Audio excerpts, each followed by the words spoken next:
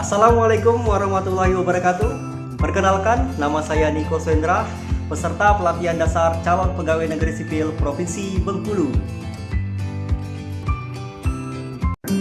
Apa itu korupsi? Korupsi adalah tindakan penyalahgunaan kekuasaan untuk kepentingan pribadi yang dapat merugikan orang lain ataupun menghancurkan negara. Pengertian korupsi menurut Undang-Undang Nomor 31 Tahun 1999 Jo Undang-Undang Nomor 20 Tahun 2021 tentang pemberantasan tindak pidana korupsi adalah tindakan melawan hukum dengan maksud memperkaya diri sendiri, orang lain, atau korupsi yang berakibat merugikan negara atau perekonomian negara. 7 jenis korupsi. 1. Merugikan keuangan negara.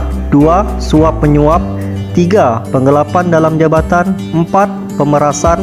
5. Perbuatan curang. 6. Benturan kepentingan dalam pengadaan. Dan 7. Gratifikasi. Ciri-ciri korupsi. 1. Dilakukan oleh lebih dari satu orang. 2. Merahasiakan motif atau ada keuntungan yang diraih. 3. Berhubungan dengan kekuasaan atau kewenangan tertentu. 4. Berlindung di balik pembenaran hukum. 5. Melanggar kaedah kejujuran dan norma hukum. Dan ke-6 itu mengkhianati kepercayaan. Faktor-faktor penyebab korupsi. Yang pertama, faktor internal. 1. Aspek perilaku individu yang terdiri dari sifat tamak manusia, moral yang kurang kuat, gaya hidup konsumtif, tidak mau atau malas bekerja, dan juga aspek sosial.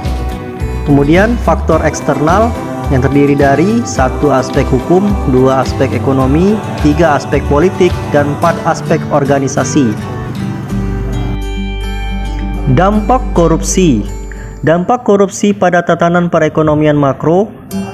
Contohnya misalnya 1. Merosotnya pertumbuhan ekonomi nasional. 2. Semakin tinggi tingkat inflasi. 3. Semakin rendahnya kinerja investasi nasional. 4. Nilai tukar mata uang rupiah merosot. Dan 5. Semakin rendahnya kinerja perbankan nasional. Dampak korupsi pada tatanan perekonomian mikro. 1. Misalnya menurunnya kualitas taraf hidup rakyat. 2. Sulitnya masyarakat memperoleh pendapatan ekonomi. 3. Meningginya pola pengeluaran masyarakat. 4. Tingkat kesehatan masyarakat semakin buruk. 5. Menurunnya kinerja sektor produksi, distribusi, dan juga industri. Nilai-nilai anti korupsi. Yang pertama, kejujuran. Kedua, kepedulian. Ketiga, kemandirian. 4. Kedisiplinan. 5. Tanggung jawab. 6. Kerja keras. 7. Kesederhanaan. 8. Keberanian. Dan 9. Keadilan. Cara pencegahan korupsi.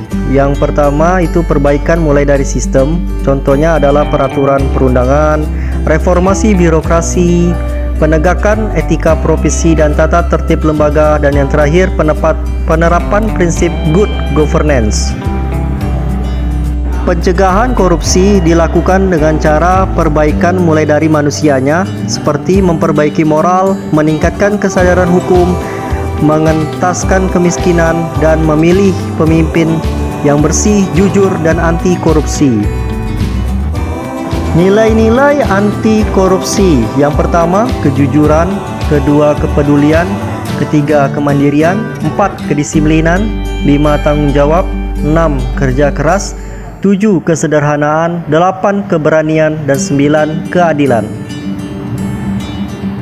Berikut nilai implementasi nilai dasar anti korupsi yang dapat dilakukan oleh saya selaku operator pengembangan sarana iptek di Dinas Pengendalian Produk Keluarga Berencana, Pemberdayaan Perempuan dan Perlindungan Anak, antara lain sebagai berikut.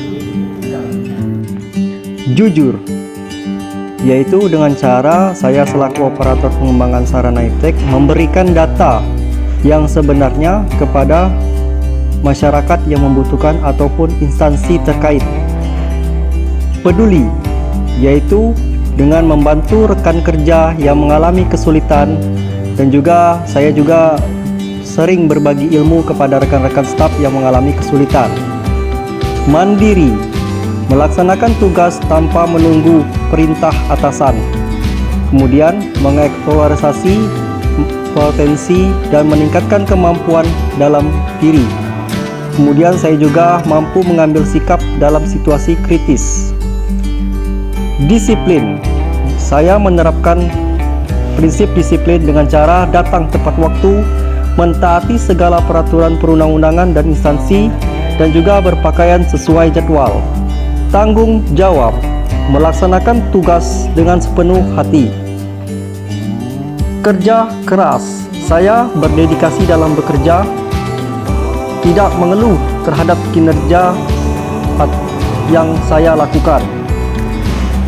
Sederhana. Saya mengenakan pakaian yang pantas sesuai dengan norma yang berlaku. Berani.